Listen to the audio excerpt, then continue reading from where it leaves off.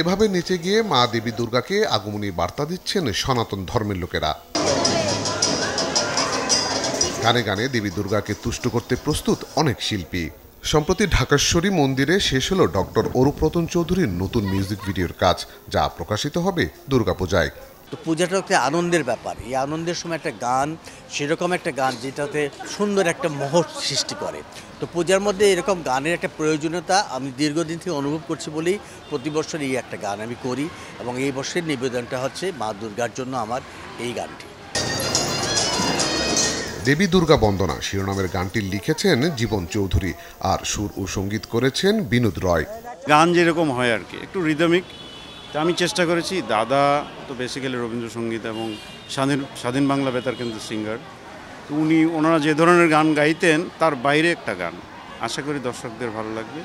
ইতিমধ্যে শেষ হয়েছে গানের রেকর্ডিংয়ের কাজ। মহা অষ্টমীতে সঙ্গীতার ব্যানারে প্রকাশিত হবে গানটির ভিডিও।